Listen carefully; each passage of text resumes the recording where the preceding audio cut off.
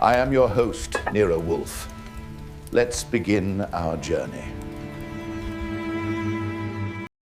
I was checking the germination records for the odontoglossum seedlings when the phone rang, which is usually the universe's way of telling me that my peaceful afternoon was about to be put through a meat grinder.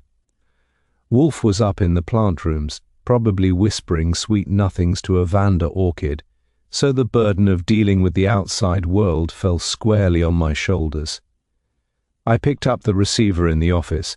Nero Wolfe's residence, Archie Goodwin speaking. Mr. Goodwin, thank God.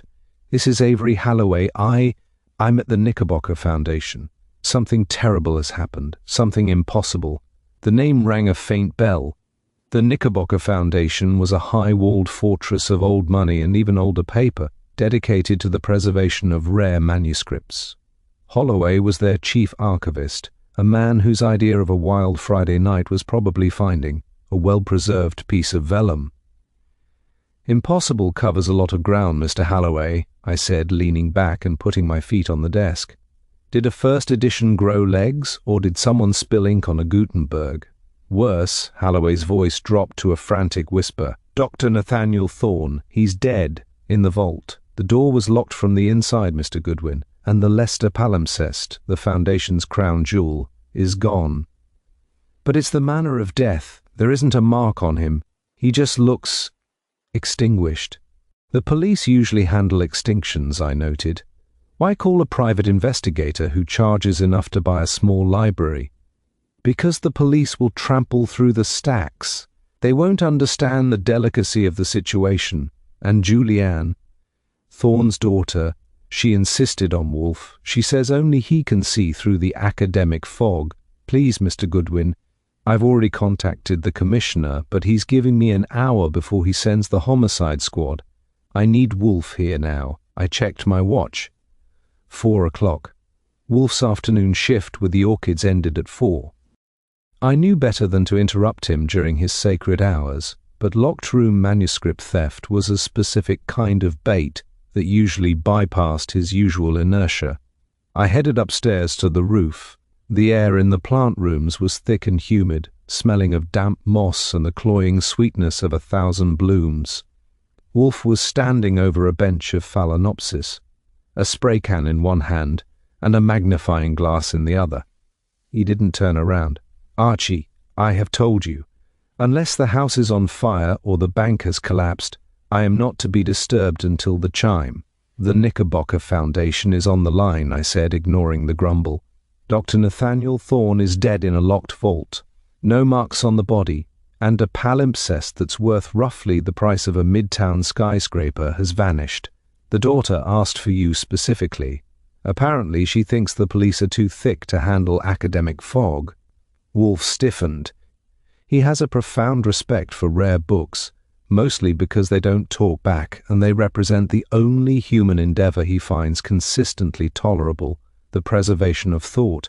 He slowly set down the spray can and turned. His face was a mask of calculated annoyance, but I saw the flicker in his eyes. "Thorne," Wolfe muttered. "The man was a pedant, but his monograph on 14th century ink-making was passable." "A locked vault, you say?" "Bolted from the inside. Halloway found him through the observation glass." Wolfe sighed, a sound like a tire losing air. He looked at his orchids, then at me. "The Knickerbocker Foundation is a tomb for the living, Archie. I have no desire to leave this chair, let alone this house, to navigate the petty jealousies of librarians. Then I'll tell them you're too busy playing nursemaid to a bunch of weeds," I said, turning for the door. "They can let Inspector Cramer handle it. I'm sure he'll love poking around those dusty old shelves with his cigars." "Goodwin!" Wolfe's voice cracked like a whip. "Do not be facetious. It is a vice. Tell Mr. Halloway that I do not leave my house for consultations. If they wish for my assistance, they must bring the principals here. All of them.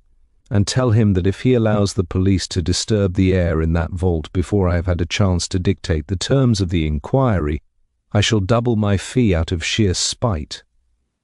"He's already called the commissioner," I said. "You've got an hour before Cramer's boys start making a mess of the crime scene."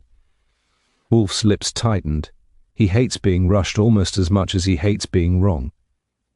Then go, Archie. Secure the scene, collect the facts, and for heaven's sake do not let them touch the bindings.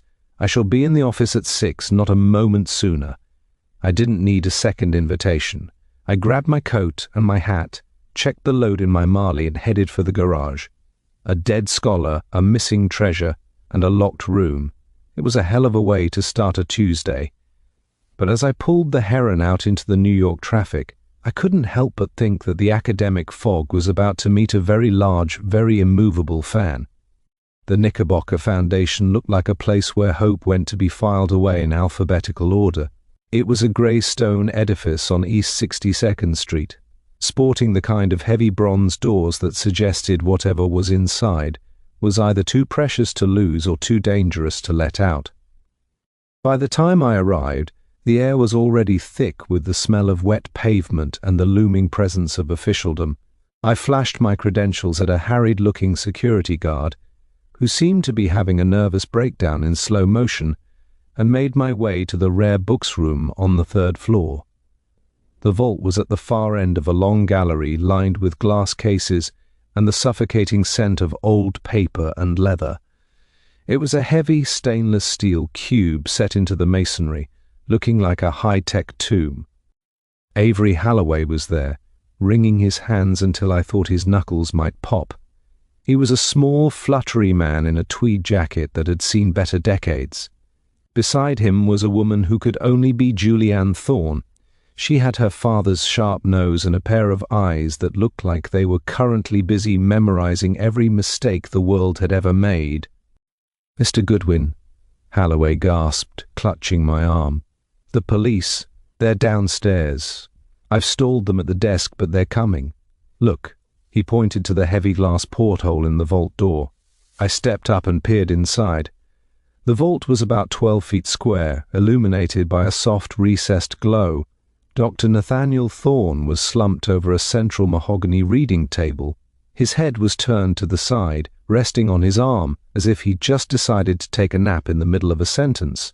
There was no blood, no sign of a struggle, and most notably, the velvet-lined display stand in front of him was empty. The Leicester palimpsest, a document that supposedly contained a lost draft of a medieval treaty, was gone. "The bolt is thrown from the inside," I noted, checking the heavy manual lever on the exterior. "And there are no other exits?" "Only the ventilation ducts," Julianne Thorne said, her voice surprisingly steady. "And they're barely 4 inches wide.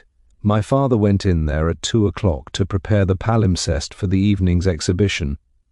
He locked the door behind him, as per the Foundation's protocol. No one else has a key to the interior bolt." "And the exterior?" "Only Avery and the director," she said, nodding toward Halloway. I turned as the elevator doors at the end of the gallery hissed open. Inspector Cramer marched out, followed by Pearlie Stebbins and a couple of laboratory boys carrying enough equipment to start a small hospital. Cramer saw me and stopped dead, his face turning that particular shade of crimson that usually signals a rising tide of bile. "Goodwin," he growled, his cigar jumping between his teeth. "I should have known. If there's a body in a locked room, you're usually standing on the mat. Where's the big man? Hiding under his desk?" "He's at home, Inspector, contemplating the fragility of the human condition. He sent me to make sure you didn't accidentally sit on any 14th century manuscripts." Cramer grunted and turned his attention to the vault. "A locked room job. Wonderful. Stebbins, get that door open. I want the doctor out of there, and the room swept for everything from poison gas to invisible ink." "Wait," I said, stepping between Cramer and the door. "Mr. Wolfe has a request. Actually, it's more of an ultimatum. He wants the principals brought to the brownstone, now, before you start turning this place into a 3-ring circus." Cramer's eyes narrowed until they were just slits of Irish fury. "He wants what? I've got a dead man in a vault and a $10 million book missing, and Wolfe wants to play host? Tell him to fly a kite. We're opening that door. If you do," I said, leaning casually against the steel frame, "he won't touch the case. And we both know that when the DA starts asking why the most famous manuscript in the city vanished from a locked room under your nose, you're going to want someone who can explain how the impossible happened. Wolfe is the only one who can do that without a map and a flashlight. Cramer looked at the vault, then at Julianne Thorne, who was watching him with a cold, expectant gaze. He knew I was right. Locked rooms were Wolfe's bread and butter, and Cramer's specialty was more along the lines of blunt force and shoe leather. "Fine," Cramer spat, stabbing his cigar toward me. "But I'm opening that door first. We need to verify the death. After that, Stebbins can escort this crowd to 35th Street. But if Wolfe is holding out on me, Goodwin, I'll have him for breakfast." Stebbins worked the emergency override on the exterior lock. The heavy steel door groaned and swung open with a hiss of equalizing air pressure. I stayed back, watching the lab boys swarm in. The air that puffed out of the vault was cool and smelled of nothing but ozone and dust. No bitter almonds, no strange chemical odors, just the silence of the grave. Julianne Thorne didn't flinch as they moved her father's body. She was looking at the empty display stand. "It's gone," she whispered. "He died for a piece of parchment." "We'll see about that," I said. I looked at Halloway, who was trembling, and then at a tall, shadowed figure who had just joined the group, the director of the foundation, a man named Sterling Vance, who looked like he'd been carved out of cold marble. "The brownstone," I announced to the group. "Mr. Wolfe is expecting us, and I suggest you all bring your best memories of the last 2 hours. He's going to want to know exactly who was standing near this door when the air stopped moving." As we headed for the elevator, I caught a glimpse of the vault's interior one last time. It was a perfect, seamless box of steel. If Dr. Thorne had died of natural causes, it was a hell of a coincidence that the palimpsest had vanished at the same moment. And if he hadn't, well, Nero Wolfe was about to have a very crowded evening. The office at the brownstone was ready, which is to say it was exactly as it always was, an immovable island in the middle of a shifting sea. Wolfe was behind his desk, having descended from the plant rooms with the ponderous dignity of a king approaching his throne. He had a glass of beer at his elbow and his eyes were half closed, a sign that he was either deep in thought or profoundly bored. Knowing Wolfe, it was a 50-50 split. I ushered the group in. It was a somber parade that didn't quite fit the warmth of the room. First came Julianne Thorne, her face a mask of pale determination that would have made a Spartan proud. Then Avery Halloway, who looked like he wanted to crawl inside his own tweed jacket and disappear. Bringing up the rear was Sterling Vance, the director, and a newcomer I'd picked up in the lobby, Dr. Lloyd Minton, the Foundation's senior restorer. A man with ink-stained fingers and a nervous habit of smoothing his thinning hair. Inspector Cramer followed them, looking like a man who had been told he had to share his favorite toy with a bully. "Please be seated," Wolfe said, his voice a dry, melodic rumble. He didn't rise. He rarely does, as the physics of moving his 1/7 of a ton of bulk is a matter of state importance.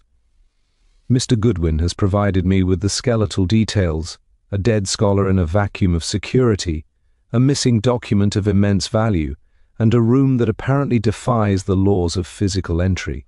"It doesn't just defy them, Wolfe," Cramer barked, taking his usual chair. "It breaks them." The vault was sealed. The cameras in the hallway show no one entered or exited since Thorne went in at 2 o'clock. We've checked the footage 4 times. Unless the thief can walk through steel, we're looking at a ghost story. Wolfe ignored the inspector, his gaze settling on Sterling Vance. "Mr. Vance, as director you possess the only other key to the exterior lock, correct?"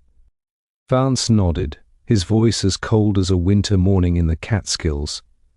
"I do, but the interior bolt, the one that was thrown, is a manual lever. It can only be operated from inside the vault."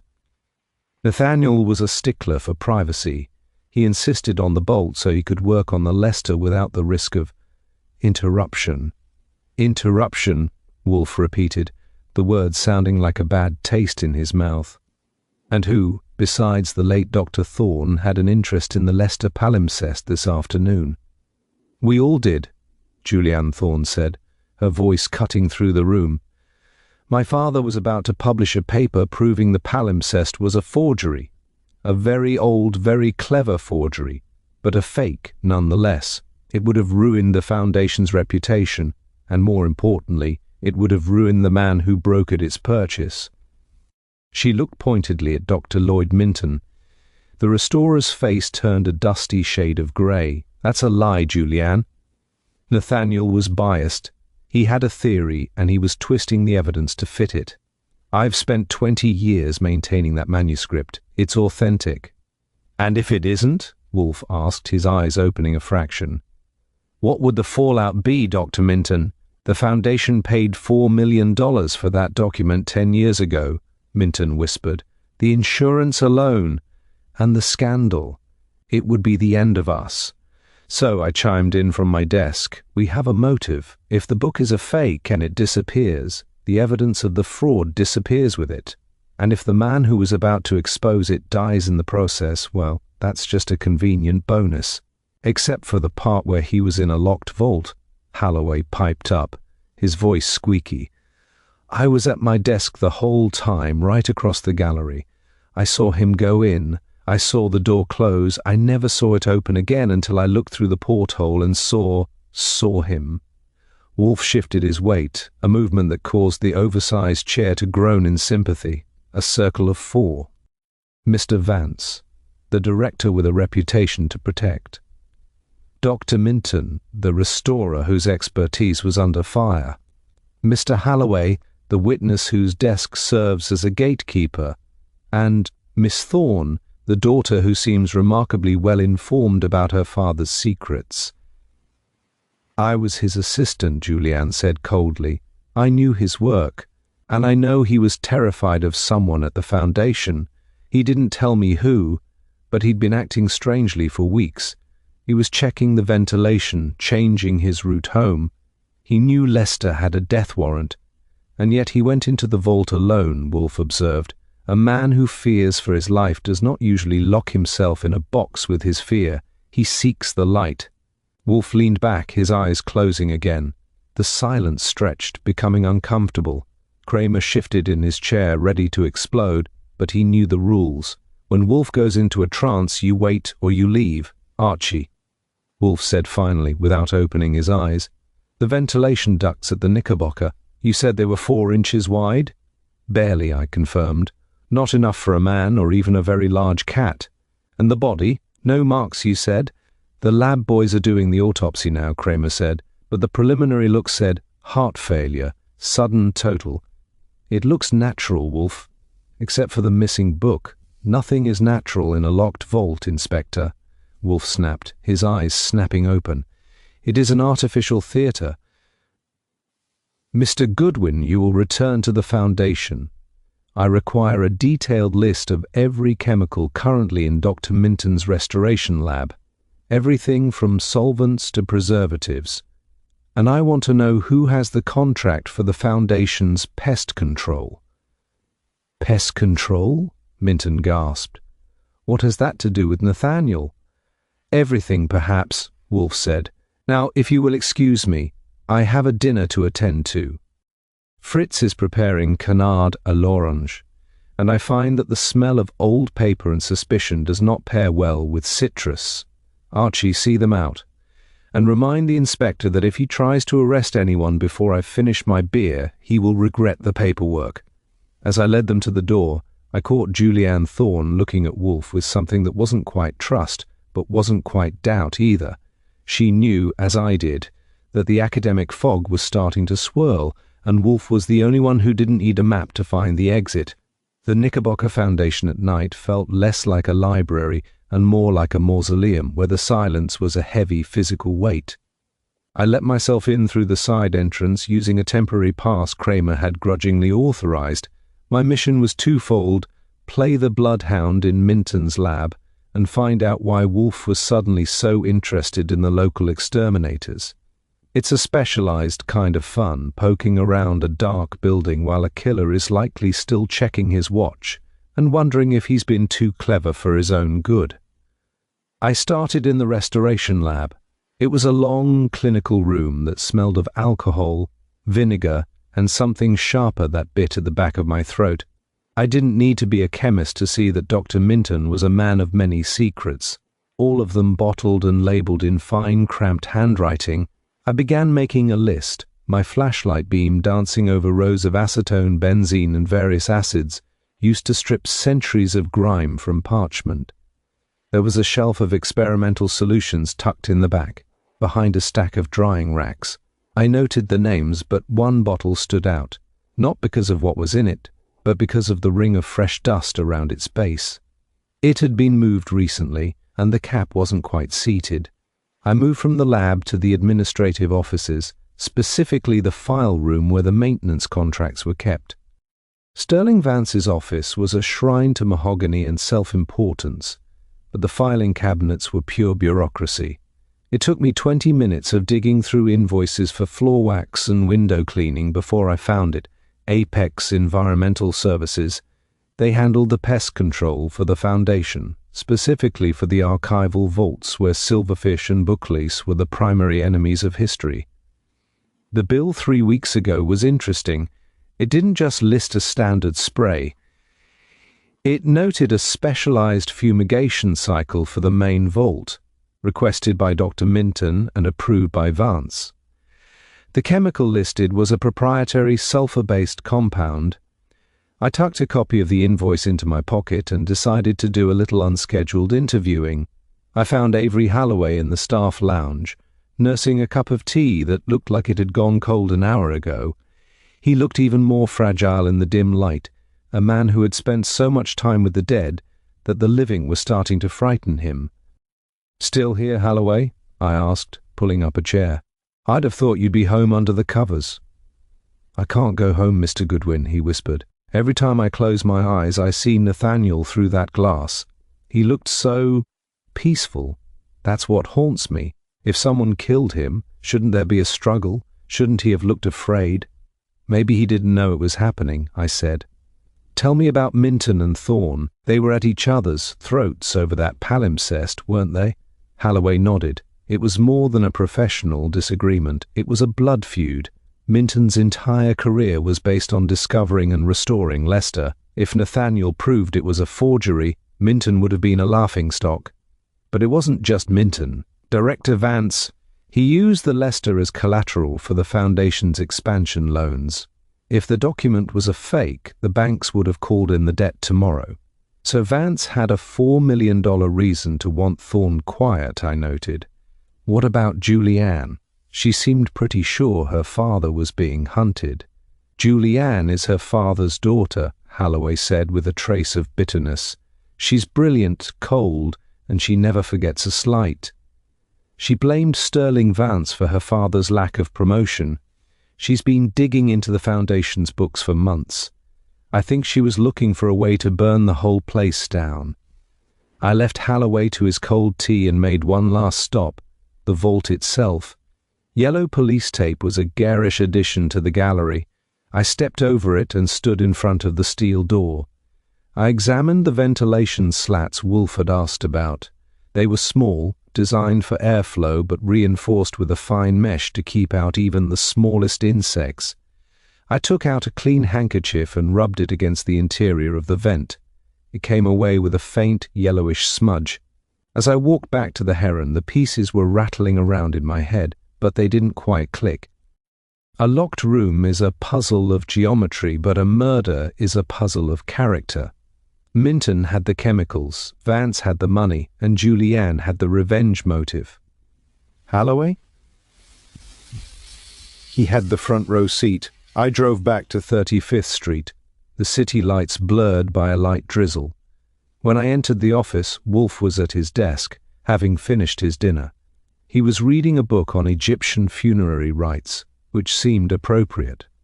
"The chemicals, Archie?" he asked without looking up. "Minton's got enough poison to kill a regiment," I said, dropping my notebook on his desk. "And the exterminator contract shows a specialized fumigation of the vault just 3 weeks ago. I also found a yellow residue in the vents. It looks like sulfur, but it smells like something else." Wolfe looked up then, his eyes bright. sulfur. And Dr. Minton requested the ventilation cycle, and approved by Vance. They were worried about an infestation of rare wood beetles. Wood beetles, Wolfe repeated, a small grim smile touching his lips, in a steel and stone vault. How remarkably thorough of them.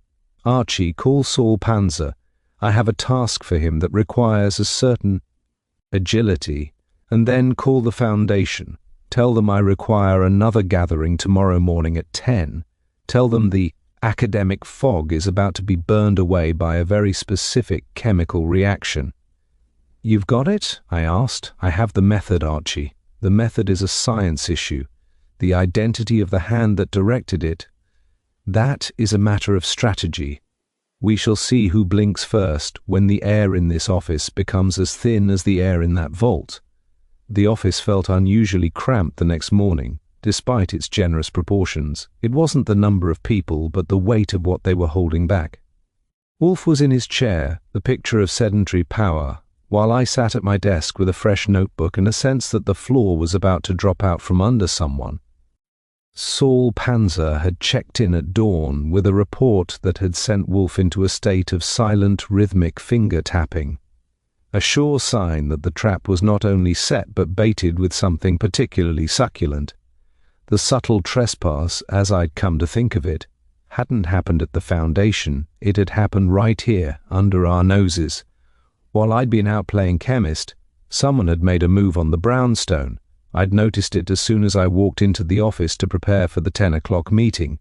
The third volume of the History of the Holy Roman Empire on Wolfe's shelf was sitting 3/4 of an inch too far to the left. To a normal person, that's a dusting error. To me, it meant someone had been looking for something they thought a man like Wolfe would hide in a book. Archie, Wolfe said, his voice cutting through the morning quiet, you noticed the shelf. I noticed someone was looking for a souvenir, or maybe they thought we'd already recovered the palimpsest and tucked it away for a rainy day. Or, Wolfe remarked, they were looking for the list you compiled last night. A killer who relies on the invisibility of his method is naturally sensitive to any record of his materials. The doorbell rang before I could reply. I went to the door and ushered in the familiar quartet, Vance, Minton, Halloway, and Julianne Thorne. They were followed by Inspector Cramer, who looked like he'd spent the night sleeping in a thorn bush. He was chewing on a cold cigar and glaring at Wolfe as if the big man were personally responsible for the lack of a confession. We've got the autopsy results, Wolfe, Cramer announced, bypassing the pleasantries. Thorne died of acute respiratory failure brought on by a massive allergic reaction, anaphylactic shock. But here's the kicker. His system was flooded with traces of a compound used in high-end parchment preservation. It's a specialized sulfur derivative. Dr. Minton went white. I use that compound. Every restorer does. But it's harmless in liquid form. You'd have to aerosolize it in a closed space to cause that kind of reaction. Like a vault, I suggested. The vault was clean when we opened it, Vance snapped, his marble facade starting to show a few cracks. I personally inspected the ventilation readings from yesterday afternoon. The air quality was within standard archival parameters. Wolfe leaned forward, his eyes narrowing. Standard parameters for a machine, perhaps, Mr. Vance, but not for a man with a known sensitivity. Dr. Thorne was a meticulous researcher. He must have known his limits. Which brings us to the trespass issue. Wolfe paused, letting the word hang in the air like a threat. He looked at each of them in turn, his gaze stopping briefly on Avery Halloway, who was fidgeting with the hem of his sleeve.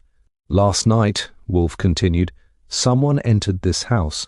Not through the door, which Mr. Goodwin keeps locked with professional paranoia, but through a service entrance while the grocery delivery was being handled. They did not take money, they did not take jewelry. They searched for a specific set of notes regarding the chemical inventory of the Knickerbocker Foundation. Archie showed them the shelf. I pointed to the displaced volume. Whoever it was didn't have much time. They were looking for the list I made in Minton's lab. They wanted to know if we'd found the experimental solutions bottle. I didn't enter this house, Minton cried, his voice bordering hysteria. I was at the precinct until midnight, and I was at the foundation, supervising the security lockdown, Vance added, his voice tight. I was home, Holloway whispered. Alone. Julianne Thorne stood by the fireplace, her arms crossed. I was with my lawyer. You can check the logs. But if someone came here, it means they're afraid of what's on that list. What was in the bottle, Mr. Goodwin? A catalyst, Wolfe answered for me.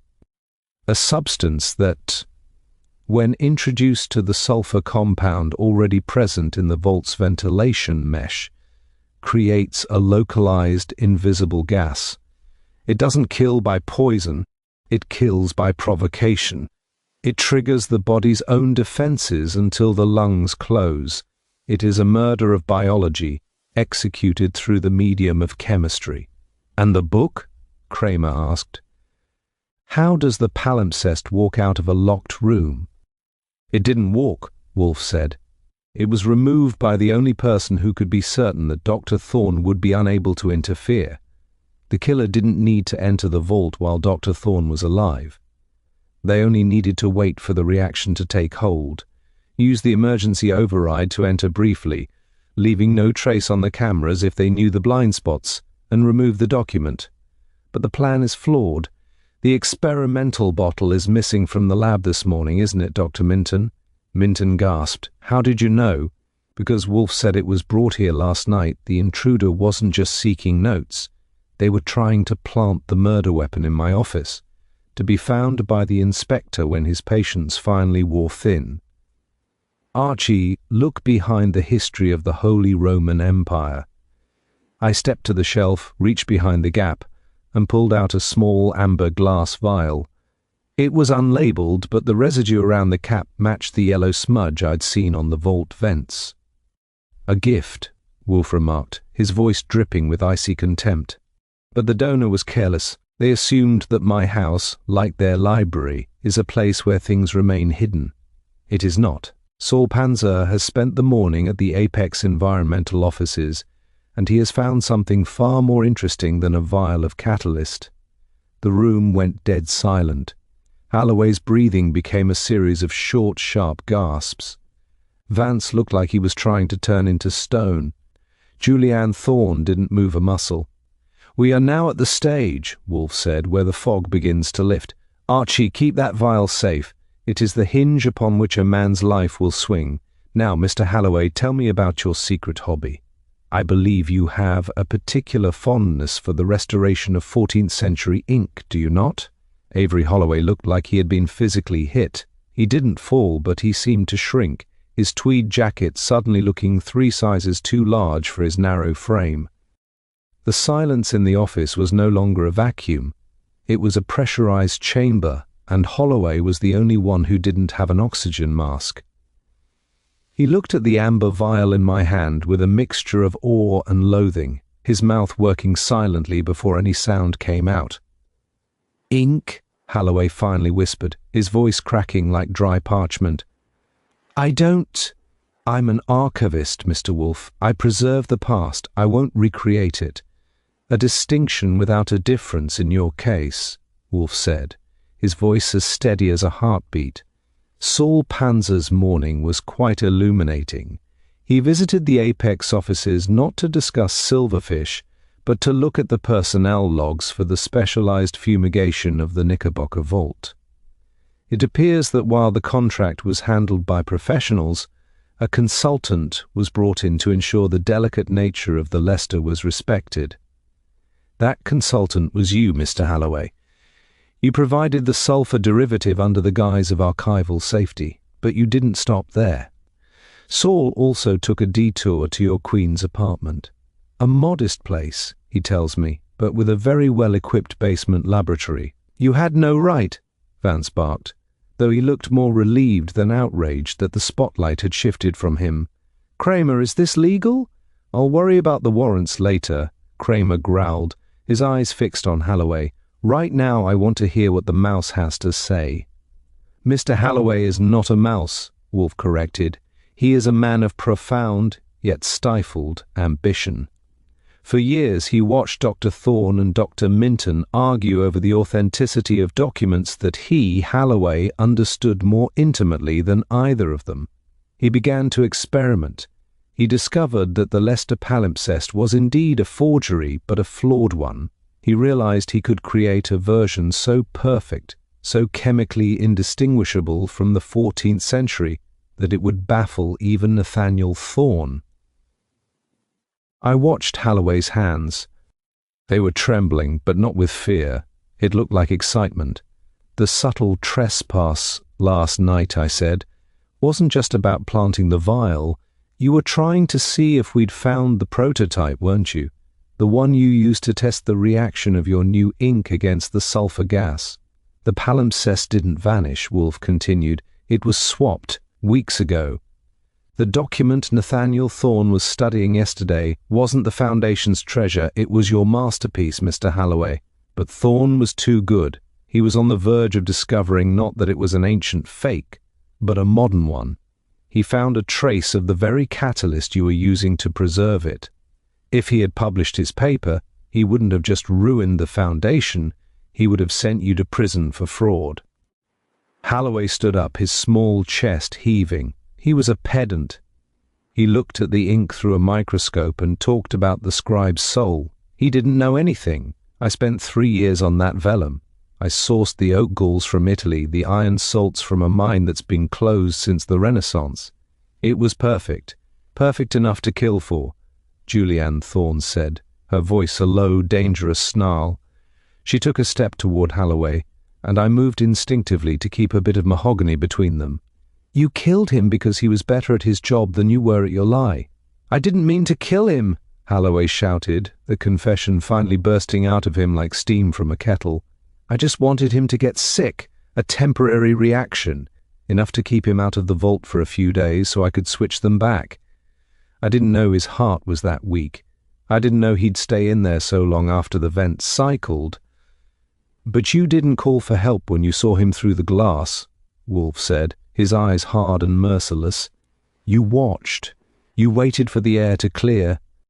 You entered with your key, took your masterpiece before the police arrived, and left the empty stand to create the illusion of a theft. You even tried to frame Dr. Minton by stealing the catalyst from his lab. Halloway slumped back into his chair, the fire going out of him as quickly as it had ignited. He looked at Cramer, then at Wolfe, and finally at his own stained fingers. It was the only way they'd ever know I was as good as them, he whimpered. Leicester. The real one is in the furnace at my house. Or it was. I burned it last night. Vance let out a strangled groan at the mention of $4 million going up in smoke. Cramer didn't wait any longer. He nodded to Stebbins, who moved in with the handcuffs. The metallic click seemed to echo in the quiet office, a final, cold punctuation to a life spent in the shadows of greater men. Take him, Cramer said, his voice unusually quiet.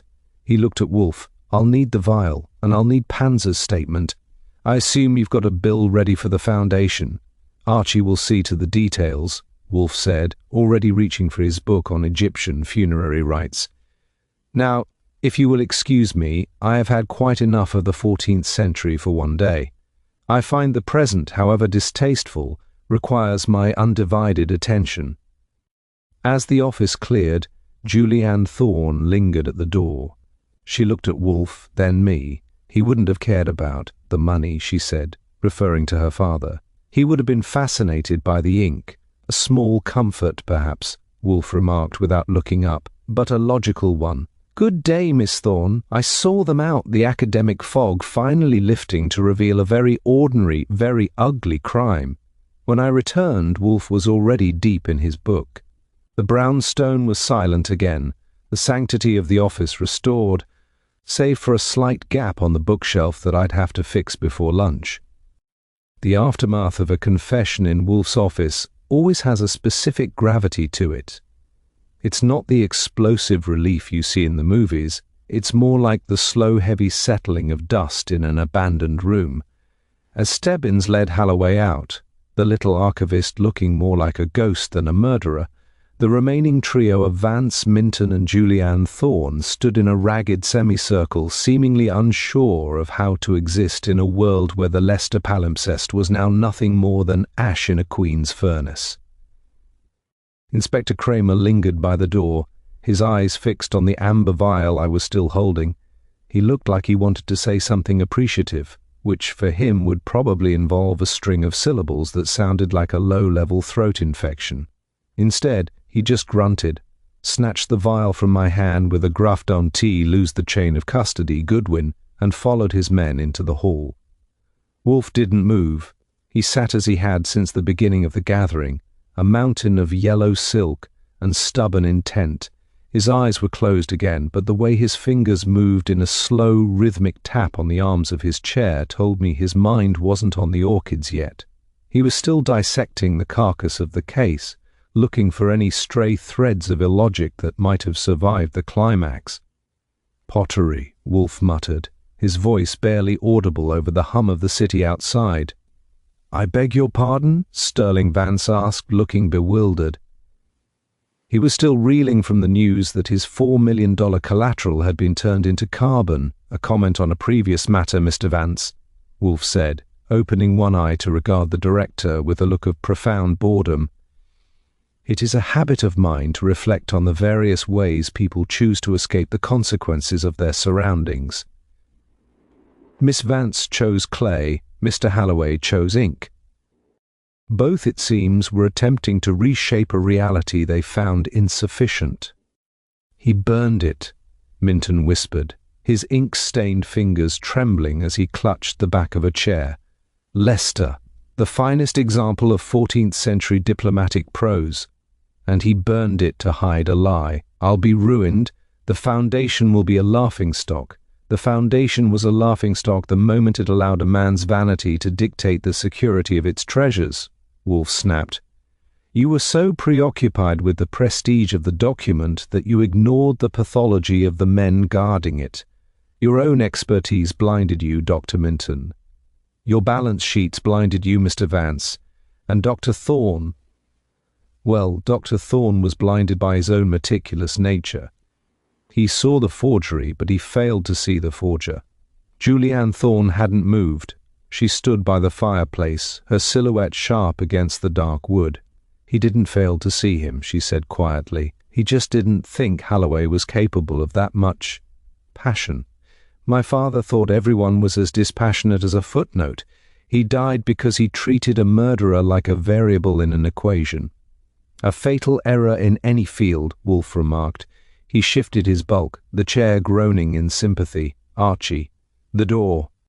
That was my cue. The performance was over, the tickets had been collected, and the theatre was closing. I ushered Vance and Minton out first. They walked like men who had just been told their legs were an optional extra, stumbling slightly as they crossed the threshold. Julianne Thorne paused at the door, her gaze meeting mine. There was no gratitude in her eyes, just a hard, cold clarity that suggested she'd be spending the rest of her life making sure no one ever pulled a fast one on her again. "If you ever need a job that doesn't involve old paper," I said, "Mr. Wolfe is always looking for someone who doesn't talk too much." "I think I've had enough brilliant men for one lifetime, Mr. Goodwin," she replied, and then she was gone, her heels clicking a sharp final rhythm down the hall. I shut the front door and threw the bolt. The brownstone felt suddenly gloriously empty. The tension that had been building since I first drove to 62nd Street had evaporated, replaced by the familiar, comforting routine of the house. I could hear Fritz in the kitchen, the clatter of a copper pan signaling that lunch was no longer a theoretical concept. When I returned to the office, Wolfe had already picked up a book, but he wasn't reading. He was staring at the gap on the bookshelf where the history of the Holy Roman Empire had been disturbed. "Archie," he said without looking up, "fix the shelf. It is an eyesore." "I'm on it, boss," I said, stepping over to the mahogany stacks. I nudged the volume back into its proper place, lining up the spines with a precision that would have made a librarian weep. "You know, Halloway was right about one thing. That ink was good. Even you were impressed for a second there." I was impressed by the industry, not the intent, Wolfe corrected. The man was a fool. To spend years recreating the past only to destroy the very thing he sought to emulate. It is the height of human folly. He didn't want to be a great forger. He wanted to be the only person who knew the truth. That is a lonely ambition, and a dangerous one. Well, he's got plenty of company now, I noted. Cramer's going to have a field day with those basement lab photos. And Saul says the Apex consultant story is already falling apart. They'll have him charged with first-degree murder by tomorrow morning. Wolfe grunted, his eyes finally settling on the page of his book. The case was officially dead, buried, and awaiting the final bill.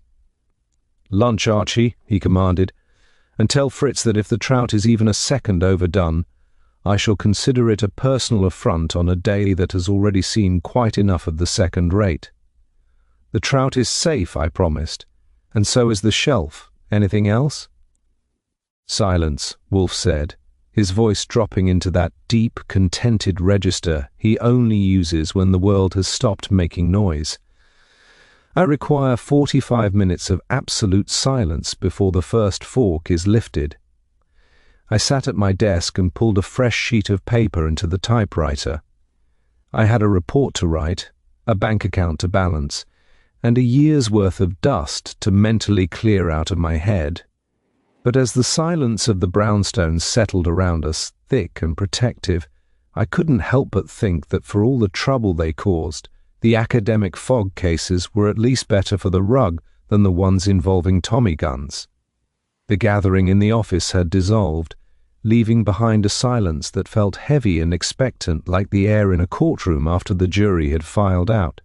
Inspector Cramer had departed with the amber vial tucked into his pocket as if it were a winning lottery ticket, and Holloway had been led away, looking more like a smudge of ink than a man. I stood by the door for a moment, listening to the muffled sounds of New York City through the thick walls of the brownstone. It was a cold, indifferent afternoon, but inside, the temperature was exactly where Wolfe liked it, somewhere between intellectual fervor and digestive anticipation. Wolfe was back in his chair, his seventh of a ton of bulk settled into the red leather with an air of permanence. He didn't look like a man who had just solved a murder. He looked like a man who had successfully navigated a particularly annoying grammatical error. He was staring at the space where the suspects had stood, his eyes half closed, his fingers performing a slow, rhythmic tap on the mahogany. "The trout, Archie," Wolfe said, his voice a deep, melodic rumble that seemed to come from his shoes. "Fritz mentioned a sorrel sauce. I trust the sorrel was fresh?" "Fritz grew it in the window box, boss. It's practically still breathing. You can relax." I moved to my desk and began the ritual of clearing the debris of the morning. You know, the thing that gets me is Halloway's basement lab. To spend years perfecting a medieval ink just to prove a point, it's a lot of work for a very small audience. Wolfe opened his eyes and regarded me with a gaze that was both sharp and weary. "Most human endeavors are a lot of work for a small audience, Archie. The vanity lies in the belief that the audience must be convinced of the work's perfection. Mr. Halloway was not content with the truth. He wanted to own it. He created a masterpiece of deception, and when Dr. Thorne threatened to peel back the curtain, Halloway's masterpiece became his cage. He didn't kill for the palimpsest, he killed for his own reflection in the eyes of his peers. He nearly got away with it, I noted, checking the ribbon on my typewriter. If it hadn't been for that sulfur residue in the vents, we'd still be looking for a ghost who can walk through steel doors. That was the subtle trespass that really mattered, the way he doctored the environment of the vault weeks in advance. "Science is rarely subtle when it is used to murder," Wolfe remarked. "It is merely quiet." The introduction of the catalyst was a tactical necessity, but it was also the signature of a man who lacks the courage for direct confrontation.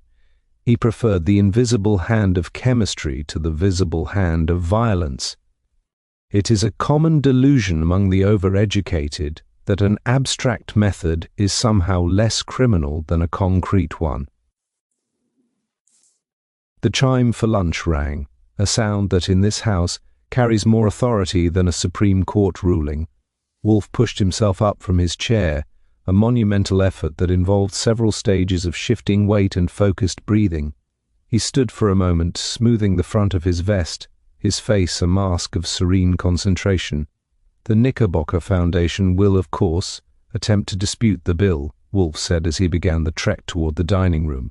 "They have lost their primary asset and their reputation is currently being shredded by the morning tabloids. Ensure that the invoice is accompanied by a copy of Saul's report regarding the Apex environmental logs. Logic is often more persuasive when it is backed by the threat of further exposure. I'll send it by messenger this afternoon," I promised, following him. "What about the experimental solutions bottle?" Cramer took it as evidence, but Minton seemed pretty upset about losing his favorite toy. "Dr. Minton's toys are no longer my concern," Wolfe said, stepping into the hallway. "He allowed his laboratory to become a larder for a murderer. His negligence is almost as distasteful as Halloway's intent. I have no sympathy for a man who loses his tools because he failed to lock the shed." We entered the dining room, where the table was set with the kind of geometric precision that usually makes me want to mess up a napkin, just to even the score. Fritz was there, looking as calm as if he hadn't spent the morning prepping a gourmet meal for a man who considers a slightly wilted leaf of lettuce a declaration of war. He poured the water, pulled out Wolfe's chair, and vanished back into the kitchen with a silent nod. Wolfe sat, his eyes fixating on the silver platter. The sorrel sauce was a vibrant, aggressive green, and the trout was a masterpiece of culinary architecture. For a long minute there was no conversation, only the methodical, appreciative sounds of a man who takes his calories as seriously as his clues. "Archie," Wolfe said after the first bites had been safely navigated, "the book, the Holy Roman Empire, it's back in place, level as a spirit level." "No," Wolfe said, waving a fork dismissively. "The palimpsest. Halloway claimed he burned it. Do you believe him?" I paused, my fork halfway to my mouth. "He said it was in the furnace, and he looked pretty broken when he said it." "Why? You think he tucked it under his mattress in Queens?" "A man who spends years recreating a soul does not easily destroy the original," Wolfe mused, "but even if it survives, it is dead. A treasure that must be hidden in a basement to avoid a murder charge is no longer a treasure, it is a weight.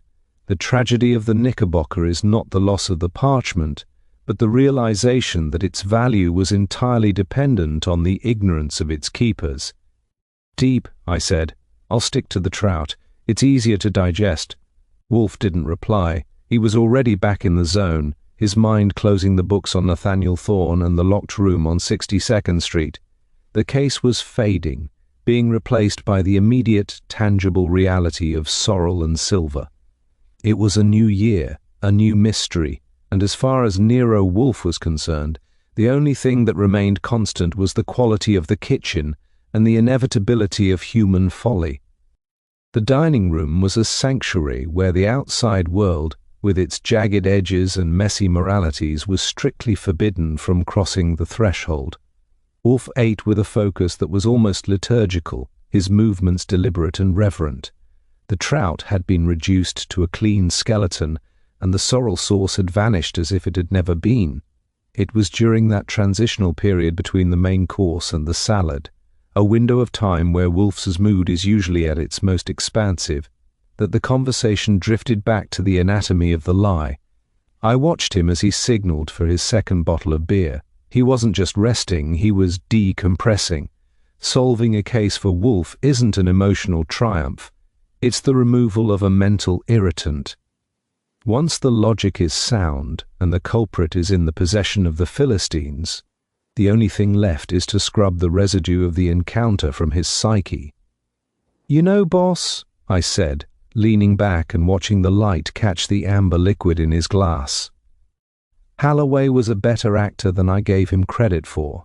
That timid, mousy librarian routine was a perfect cover for a guy who was essentially playing God with a piece of parchment. He had us all looking at the high-profile egos, like Vance and Minton, while he was in the corner, literally engineering a vacuum. Wolfe poured his beer, his eyes following the foam with practiced intensity. It is a common error to mistake lack of status for lack of motive, Archie. Mr. Halloway was a man who lived in the margins of other men's lives.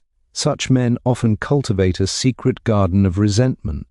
When he realized he could not achieve the recognition he craved through legitimate scholarship, he turned to a more intimate form of mastery. He didn't want to join the faculty, he wanted to deceive it. To fool Nathaniel Thorne was for Halloway a greater achievement than any doctorate. But the subtle trespass, the break-in here I pushed, that was the mistake that finished him. If he'd stayed away from the brownstone, Cramer might still be scratching his head over those chemistry reports. Why risk coming here? Arrogance is a progressive disease, Wolfe remarked, taking a slow sip. He had succeeded in the impossible. He had murdered a man in a locked room and walked away with a king's ransom in his pocket. He believed he had reached a level of intellectual superiority that rendered the normal risks irrelevant. He came here not just to plant evidence, but to observe us. He wanted to see if I was as formidable as my reputation suggested. He found the answer, though I suspect he finds the cost of the tuition rather high. I nodded. It's a story I've seen play out a dozen times. A guy gets too big for his britches and thinks he can dance with the heavyweights without getting his toes stepped on. Halloway was a genius with a quill, but he was an amateur with a conscience. He had the brains to build the trap, but he didn't have the stomach to watch the prey die without trying to justify it to himself. And the academic fog? I asked. Julianne Thorne was right about that. The Foundation was so wrapped up in the prestige of Leicester that they lost sight of the fact that it was just a piece of skin with some ink on it. They treated it like a holy relic instead of a historical document. That is the nature of institutional vanity, Wolfe said, his voice dropping into a dry, pedantic register. When an object becomes a symbol of power or profit, its intrinsic value is forgotten. The Knickerbocker Foundation didn't care about the prose of the 14th century. They cared about the $4 million it represented on their balance sheet. Holloway understood this. He knew that if he could provide a perfect symbol, the reality beneath it wouldn't matter. He was a forger of faith as much as a forger of documents. Fritz appeared with the salad, a crisp arrangement of endive and walnuts that looked far too healthy for my current mood. He cleared the fish plates with a silent efficiency that I've always envied. Wolfe waited until the door to the kitchen had swung shut before continuing. The tragedy of the case, Archie, is not the death of Dr. Thorne, nor the destruction of the palimpsest. Those are merely the results of a specific chemical reaction. The tragedy is the waste. Years of talent and industry squandered on a deception that could only end in ruin. Mr. Holloway could have been the finest restorer in the country. Instead, he chose to be a footnote in a criminal record. Well, he's a footnote that's going to cost the Foundation their insurance premium, I said. I checked the policy while I was at the office. Without a body of evidence, literally, they're going to have a hard time collecting on a burnt book. Vance is going to be selling his mahogany desk to pay the light bill by next month. Wolfe made a small sound of contentment. A fitting end. A house built on shadows should not complain when the lights are turned out. Now, Archie, I believe we have exhausted the subject. I wish to enjoy the remainder of this meal without the intrusion of archival fraud. Tell me, did you see the report on the new hybrid cymbidiums in the morning bulletin? I sighed. The transition was complete. The murder was filed away. The villain was behind bars. And the only thing that mattered now was the color of a petal in the greenhouse 3 floors up. I spent the next 20 minutes talking about flower pigments and soil acidity playing my part in the delicate ecosystem of the brownstone. The academic fog had lifted, and while the view wasn't particularly pretty, at least we knew where the walls were. The afternoon sun had begun its slow orange descent behind the Manhattan skyline, casting long skeletal shadows across the office floor. The brownstone had settled into its post-storm equilibrium, a state of grace where the only sound was the rhythmic clucking of my typewriter and the occasional satisfied grunt from the oversized chair behind the desk.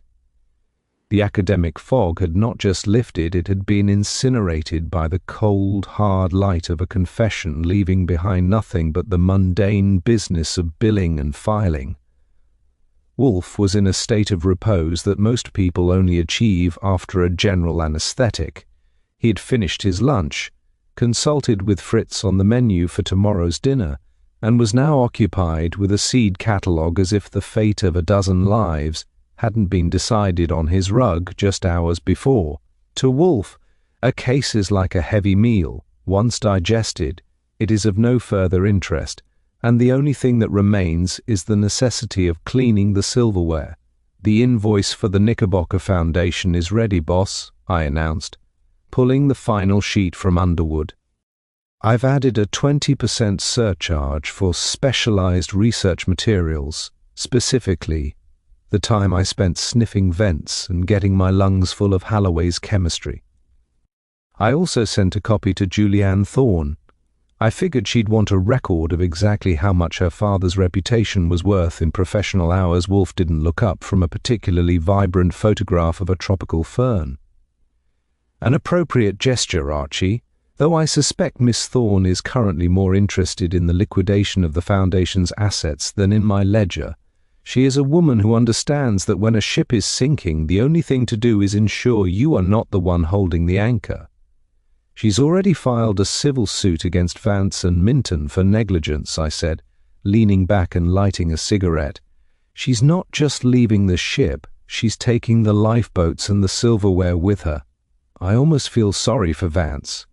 He went from being the king of the library to a guy who's going to be lucky if he can afford a library card. Pity is a wasted emotion in the face of incompetence," Wolfe remarked, finally closing the catalogue. Mr. Vance treated his position as a social pedestal. He believed that the prestige of the Knickerbocker was a suit of armor that rendered him immune to the rot within his own walls. He allowed a man of Halloway's pathological resentment to flourish because Halloway was quiet, efficient, and most importantly, subservient.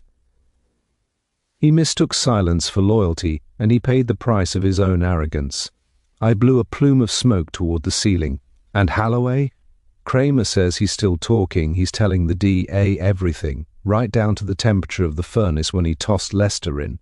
He sounds almost proud of it. He's going to go to the chair explaining the chemical composition of the ink he used to kill a man. The vanity of the creator," Wolfe said, his voice dropping into a dry philosophical register. He could not bear the thought of his masterpiece remaining anonymous. If he couldn't be famous as a scholar, he would be legendary as a forger. He has traded his life for a footnote in the history of crime. But to a man of his small stature, any footnote is better than a blank page. He did not destroy the palimpsest to hide a murder. He murdered to protect the integrity of his deception. It is a distinction that will be lost on a jury, but it is the only one that matters to the logic of the case. The office felt warm, protected by the thick masonry and the even thicker personality of the man in the chair. Outside, the city was gearing up for another night of noisy, messy reality. But here, everything had been reduced to its proper proportions. The subtle trespass was a memory, the academic fog was a closed file, and the sanctity of the brownstone remained unbreached. "What's next?" I asked, looking at the empty space on my desk. "Orchids? Or are we waiting for the next locked room to drop into our laps?" Wolfe looked at the clock. It was nearly 4. The chime for his afternoon session with the plants would ring in minutes, and the transition from detective to horticulturist would be complete. He stood up, the chair breathing a sigh of relief as his weight was removed, and smoothed the front of his vest with a slow, deliberate hand. "The next matter, Archie, is the dendrobium hybrid that has been showing signs of a fungal blight.